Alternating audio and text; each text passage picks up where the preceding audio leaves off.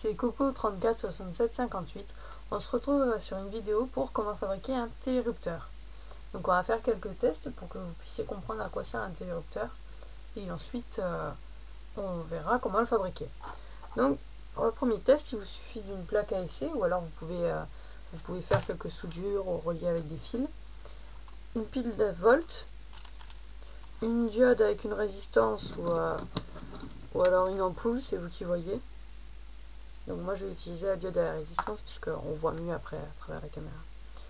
Donc petite information sur les diodes électroluminescentes, il y a sur les diodes DEL, il y a une borne plus, une borne moins. Et pour repérer ces bornes, c'est simple, si vous regardez les pattes de la DEL, il y a une patte qui est plus grande que l'autre. La patte la plus grande, c'est la borne positive de la diode de la DEL, et la plus petite, c'est la borne négative. On peut le repérer aussi dans la DEL. Vous verrez, si vous regardez à travers, il y a deux petites plaques. Il y en a une qui est plus petite que l'autre. La plus petite, c'est la borne positive, et la plus grande, la borne négative. Donc, vous prenez votre pile et vous la branchez sur votre plaque à essai. Alors moi, je la branche sur les deux côtés de ma plaque à essai. Donc ici le plus, ici le moins. Vous branchez la borne négative de la diode à la borne négative de la pile. Et vous branchez la résistance à la borne positive. Et là, que ce qui se passe-t-il, la DEL s'allume directement. Donc on a vu que quand on branchait une pile directement à une DEL, elle s'allumait de suite. Maintenant, moi, je voudrais, avec un interrupteur type levier, pouvoir contrôler quand l'ampoule s'allume et quand elle s'éteint. Donc, je branche ma pile tout simplement à ma plaque à essai, donc le plus d'un côté et le moins de l'autre. Voilà. Je branche la borne négative de ma diode à la borne négative de ma pile. Une résistance à la borne positive de la diode de 1 kilo vers n'importe où sur votre plaque à essai. Et ensuite, on relie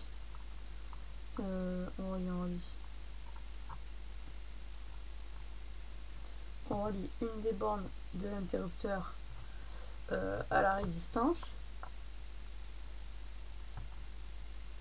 Voilà. Et ensuite, on relie la deuxième borne de l'interrupteur au plus général. Ce qui fait que maintenant, quand j'appuie sur mon levier, ma DEL s'allume. Il faut que je rappuie dessus pour qu'elle s'éteint. Donc voilà, donc maintenant on peut contrôler en faisant ça ou ça. Voilà. Donc maintenant, je vais essayer de faire le même système, sauf que au lieu de mettre un interrupteur à levier, je le remplace par un interrupteur bouton. Donc la borne négative est reliée à la borne négative de la diode, la borne positive de la diode est reliée à une résistance, la résistance est reliée à mon interrupteur bouton, comme ceci. Ce qui fait que maintenant, quand j'appuie sur mon interrupteur bouton, la diode s'allume. Quand je lâche, elle s'éteint. Donc voilà. Maintenant, moi je voudrais que un interrupteur bouton, ça fasse comme un levier. C'est-à-dire, j'appuie une fois sur mon interrupteur bouton, ça allume la diode. Je rappuie sur mon interrupteur bouton, comme l'inverse sur un interrupteur, et ça éteint ma diode. Donc, ce système s'appelle le télérupteur. Donc, la différence entre un télérupteur et un montage normal, c'est celui-là. Donc, on a testé tout d'abord de faire ce montage, on a relié une pile à une diode. Ensuite, on a fait ce montage-là, on a relié la pile avec un interrupteur à levier et à la diode. Et ensuite, on a fait ce montage-là, on a relié la pile à un interrupteur bouton, et quand on appuie sur l'interrupteur, ça s'allume. Et bien maintenant, on va faire celui-là, qui est un peu différent, qui, quand on va appuyer sur cet interrupteur-là, ça va allumer la diode qui est là. et quand on va rappuyer, ça va l'éteindre. Donc maintenant, nous allons voir les différents composants que contient ce télérupteur. Donc tout d'abord, ici on voit une pile 9 volts. Donc moi, ce que je vais faire, c'est que je vais l'alimenter avec un transformateur. Donc j'ai fait quelques petites fiches techniques pour chacun des composants. Donc le composant que j'utilise, c'est un branchement pour une alimentation par transformateur. Donc en fait, un transformateur, je pense que vous savez tout ce que c'est ce genre de choses. Donc par exemple, ceci c'est un transformateur 9 volts. On voit combien il est, c'est marqué sur la petite fiche qui est là. Ça me met 9 volts 2 ampères. Ça me prouve qu'il envoie 9 volts et 2 ampères. Et donc en fait, l'intérêt de ce système, c'est en fait, si vous voyez, là, c'est un branchement un peu spécial. Donc on ne peut pas brancher ça dans un circuit. Du coup, c'est une sorte de petit système qui nous permet de transformer l'énergie qui est là, quand on le branche, et le ressort sur 2 fils. Voilà. Donc c'est ce qui permet de brancher comme par exemple un boîtier d'une pile. En gros, c'est exactement ça, sauf que la pile, c'est ça, et ça, c'est ça. Voilà.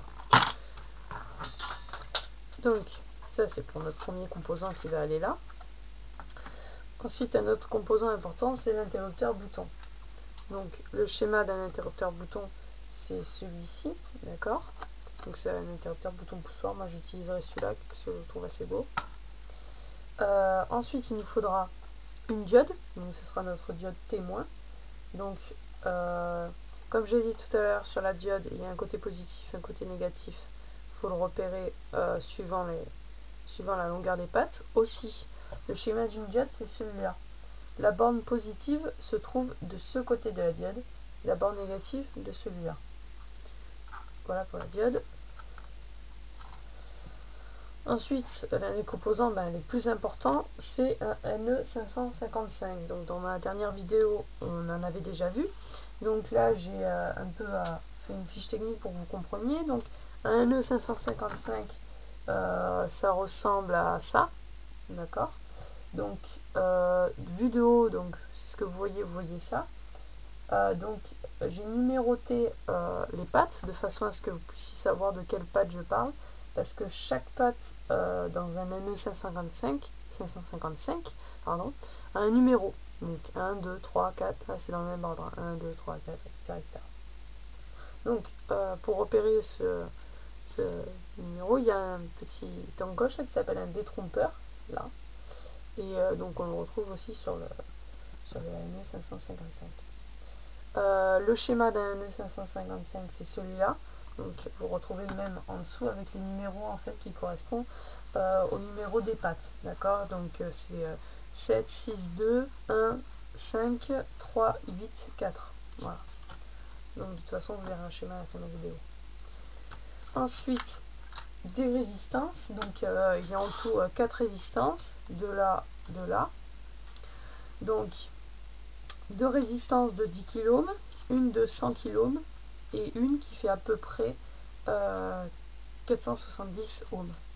Donc le code de couleur, donc ce qui est sur les résistances, pour les 2 résistances de 10 kΩ, c'est marron, noir, orange, or, le code de couleur pour ces résistances. Pour la résistance de 100 kΩ, le code de couleur c'est rouge, jaune, jaune, or. Et pour celle qui fait à peu près 470 ohms, c'est vert, bleu, marron, or. Donc c'est pour nos 4 résistances. Ensuite, on a besoin d'un petit condensateur, donc celui-là qui est là, de 10 microfarads. Donc un condensateur simple. Un condensateur, ça a aussi une borne positive, une borne négative. La borne négative est celle qui se retrouve sur le côté avec une bande noire. Là, vous voyez, il y a une bande noire, donc c'est la borne négative. Il vous faut aussi un interrupteur à levier et éventuellement un porte-puce. Donc l'avantage d'un porte-puce, c'est si jamais vous soudez, ça vous évite de souder sur la puce parce que ça l'abîme et ça peut même la faire plus fonctionner, tout simplement. Donc on va commencer la fabrication. Donc moi je vais travailler sur plaque AEC. C'est bien sûr pas obligatoire de travailler sur une plaque AEC. Vous pouvez travailler, donc en l'occurrence autre chose, ben, c'est ça. C'est une plaque de soudure. Donc par exemple si vous regardez des fois des circuits dans des téléviseurs, dans des radios, tout ça, vous trouvez ce genre de choses. Donc par exemple celui-là c'est un que j'ai trouvé, celui-là c'est un que j'ai fait. Donc en fait il y a plein de petits points où on peut brancher. Donc si par exemple on enlève tous les composants, on obtient ça, donc avec des connexions. Ben là en fait en gros vous pouvez fixer vos composants dessus, il y a plein de petits trous, et ensuite de l'autre côté, donc de ce côté là, vous reliez avec des agrafes ou avec un peu d'étain. Moi je préfère travailler là-dessus, ça m'évite de gâcher de l'étain pour rien. Désolée, la vidéo est un peu trop longue, du coup vous retrouverez la deuxième partie dans une autre vidéo.